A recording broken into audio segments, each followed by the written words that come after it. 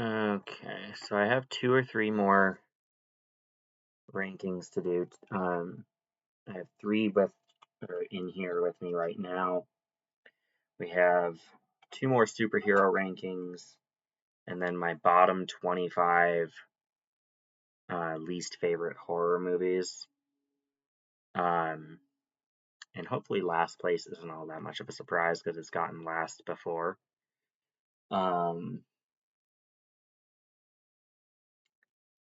But we'll go ahead and get started with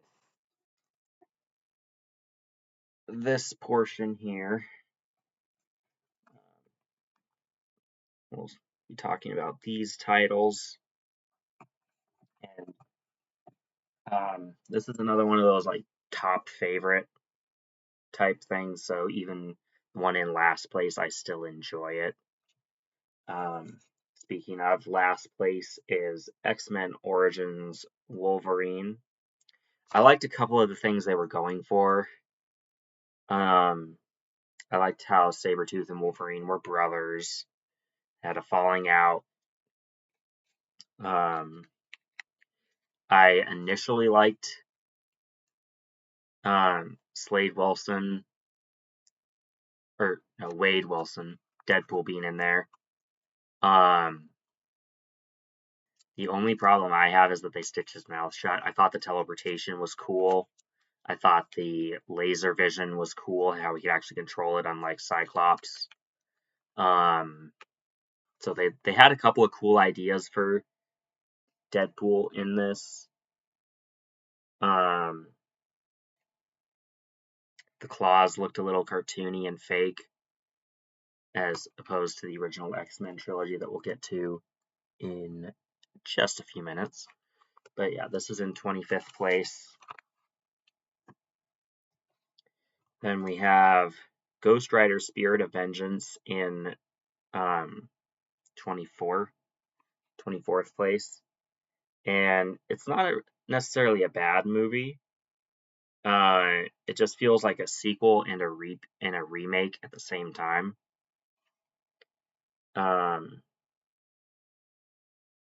But Nicolas Cage is good in the title role.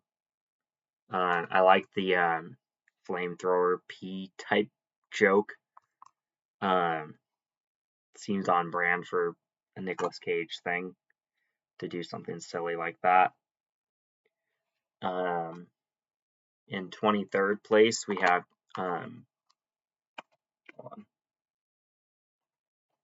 X-Men: The Last Stand. And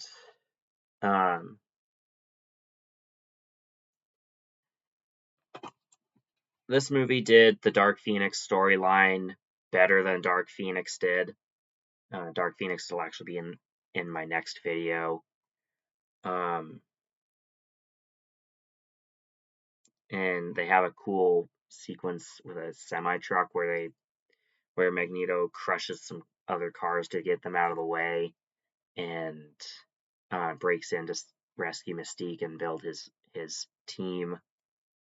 That was pretty cool. Juggernaut was okay. They did better in Deadpool 2 with that. In 22nd place is X-Men 1. They introduced a bunch of cool characters here. Of course, the breakout being Hugh Jackman as Wolverine, who did a remarkable job. Let's see.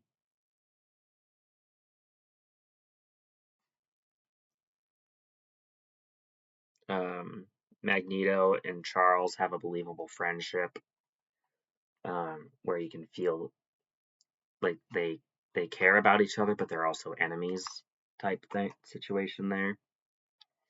And up next we have Fantastic Four: Rise of the Silver Surfer, the second one here, and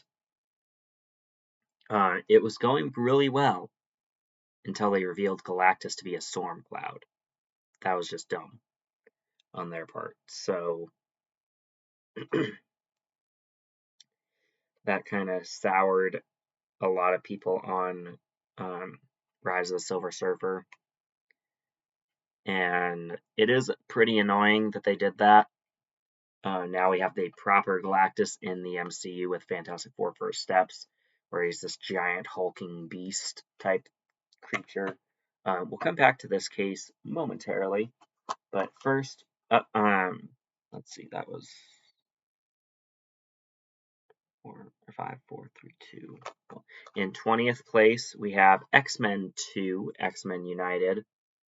I liked how the bad guys and the good guys kind of worked together against Stryker in this. Lady Deathstrike with the adamantium fingernails was a cool, smaller boss fight for Wolverine. And it gave me what I wanted in an X-Men movie, more so than the previous 3 that we mentioned here. Probably why it's ranked higher than them, but only in 20th place.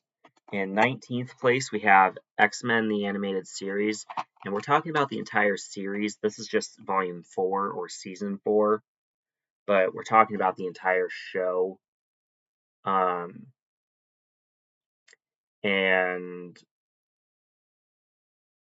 I only have the first 2 seasons and then this one. And we'll also lump in X-Men 97 season 1 here.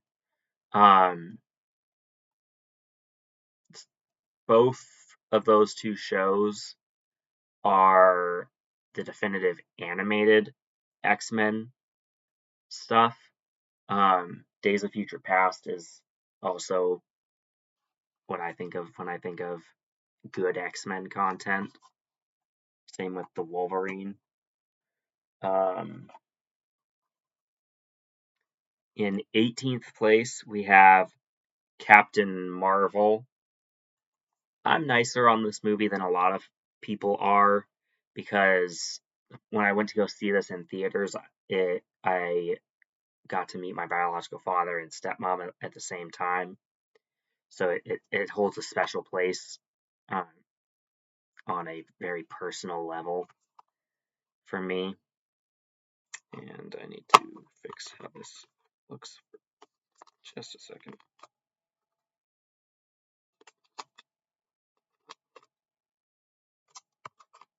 Good enough. Okay. In 17th place is going to be Fantastic Four 1 with Chris Evans. It's a good origin story for the team and the villain. Doctor Doom is portrayed rather well, and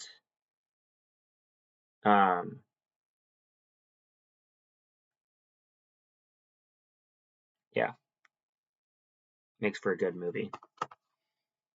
Let's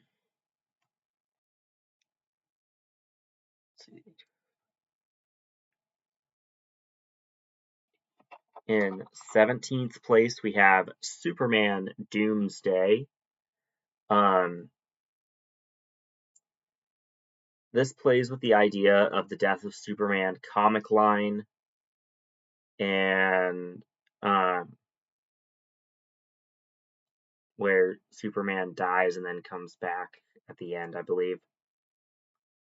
They cover a lot of ground in 75 minutes. They probably could have made it a little bit longer, like maybe like an hour and a half, and it would have been a little bit better. But it's a good movie still. And then we have in 16th place All Star Superman, this one here. And that one is what would happen to Superman if he pulled an Icarus and his cells drunk too much solar radiation where he gets his powers from to begin with. What would happen to him if he did that? This plays through that pretty well.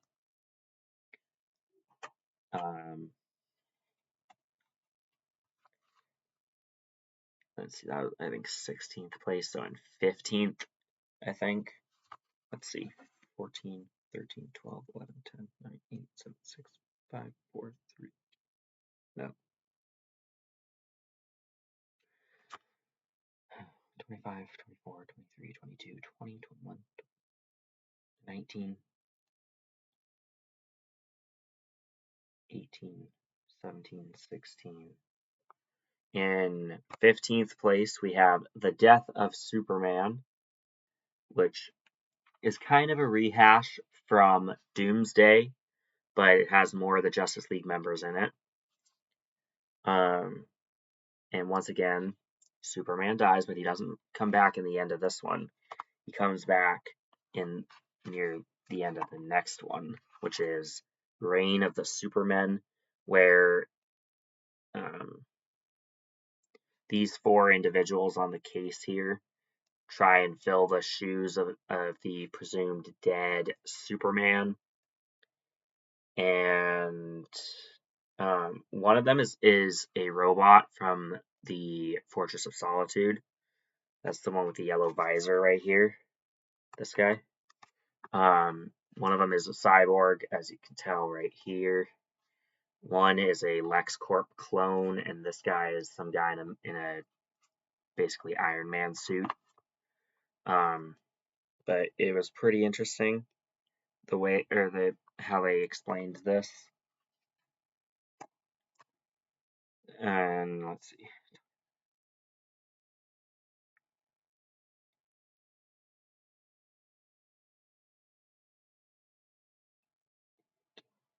In 13th place, I think, is League of Super Pets. And this has a bunch of cute animals as the lead characters, as the sidekicks to their human counterparts. Ace the Bat Hound for Batman, Crypto the Superdog for Superman, a Wonder Pig for Wonder Woman, Green Lantern Cat, a Flash Turtle, which I think is hilarious. And they're fighting what looks like a naked mole rat type thing, or a hairless guinea pig or something. It has the voices of Dwayne Johnson, Keanu Reeves, and Kevin Hart. Dwayne the Rock Johnson, obviously. All three of them are good actors. Kevin Hart's quite a funny guy. I believe he's playing Ace the Bat Hound. I believe Dwayne Johnson is Superdog or Crypto, or it might be the other way around.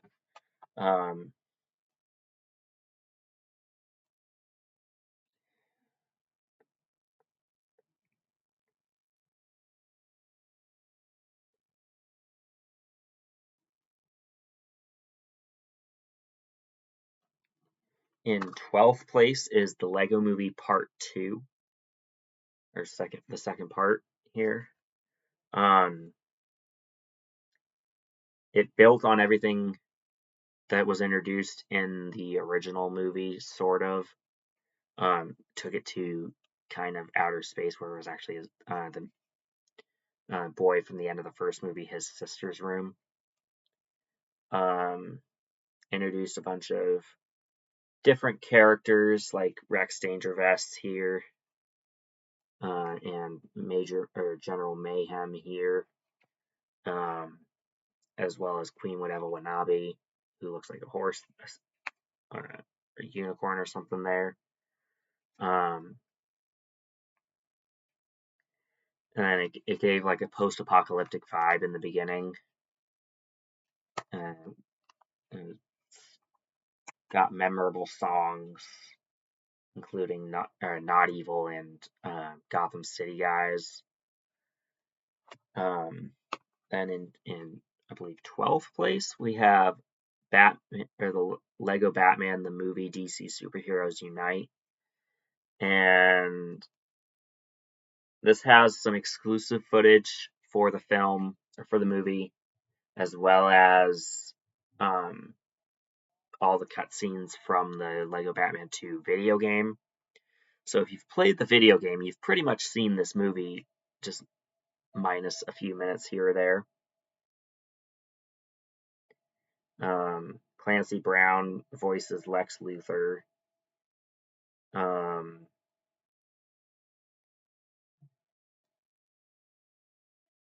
And it's just a fun little adventure set in the world of Legos or Lego bricks. And then I believe in 11th place we have the original Lego movie here. Actually, it might be higher than that. This is a twofer. Okay. So yeah, we'll say 11th. Let's see. 10, 9, 8, 7, 6, 5, 4, 3. No. Whatever placement this is,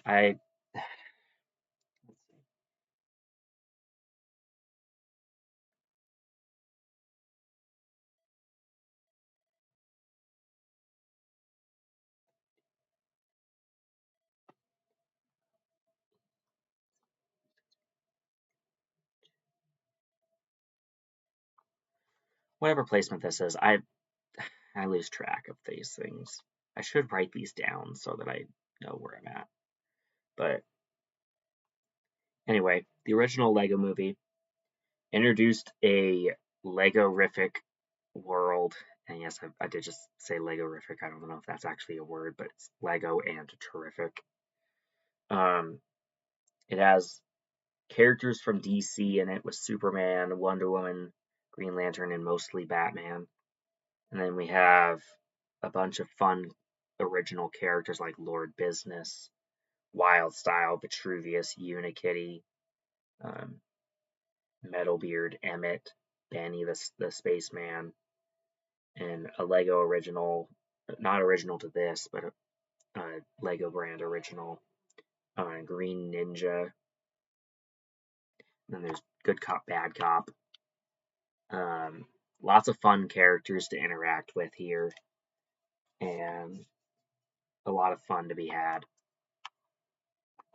I hope they make a third one or a second Lego Batman movie or something. Let's see. We have 8 titles left, so in 8th place, I guess that was 9th. In 8th place, we have Justice League Crisis on Two Earths, where it has the main DC universe colliding with the Crime Syndicate universe. Right? Yeah, Crime Syndicate.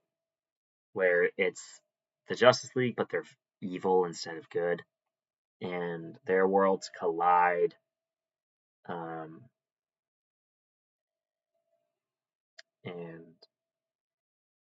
it's a pretty fun little story here.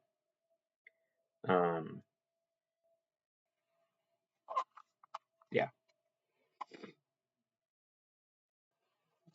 Then let's see. In 7th place, we have Hulk versus Thor. We'll get to Hulk versus Wolverine shortly, but for Hulk versus Thor, it's I think it's Loki being a mischievous, pitting the two against each other, and obviously you get the Hulk mad enough, he'll fight anybody. So we'll get back to that in just a second. But up in, I believe, 6th place, we have Superman Red Sun. This is basically what if Superman landed in Cold War Russia instead of Kansas, where all the heroes are communists. Lex Luthor's a good president. Not necessarily a good person, but a good president. He does well as the president. It has Jason Isaacs from Harry Potter in here. He played Mr. Malfoy, Draco's father. And then we have in 5th place Blade the series. I think one of the most clever moments in this is where this lady who becomes a vampire in the show is able to defeat a lifelong vampire by lifelong vampires not remembering that mirrors are backed with their weakness, silver. And I think that's a clever way to defeat a zombie, or not a zombie, a vampire, by throwing them through a mirror made of silver and having that be their downfall. I think that's clever.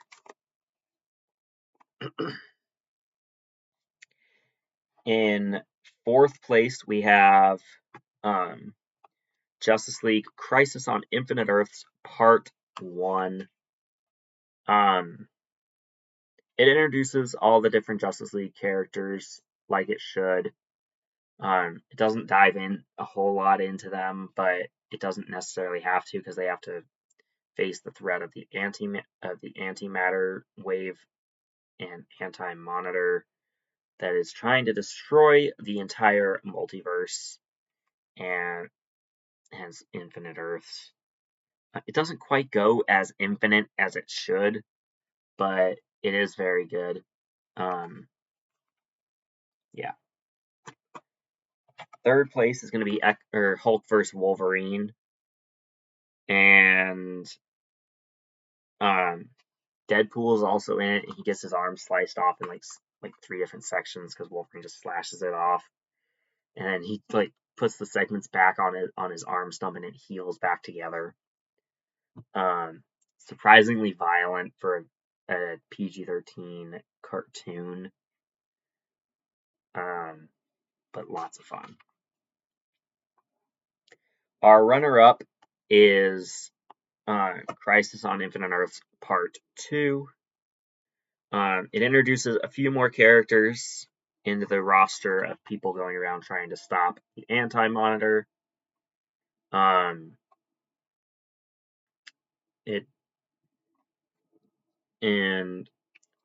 It does really well telling the story of Crisis on Infinite Earths, although it's not as infinite as it should be, like I stated before. And my favorite of this wave is Part 3 for Crisis on Infinite Earths, because it's that epic conclusion. It has a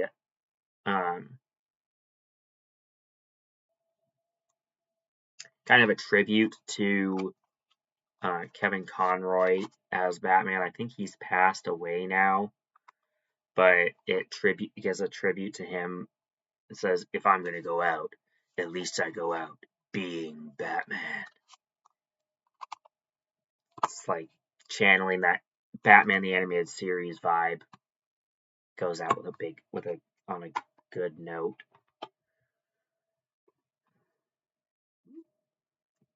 And there we go. All right.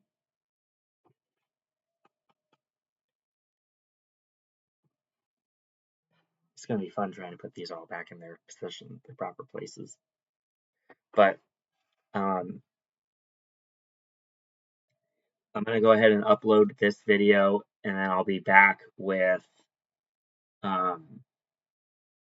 a second video here. I might save this other superhero one and do my horror ranking because I think that would take less time to do. So we'll go ahead and do that.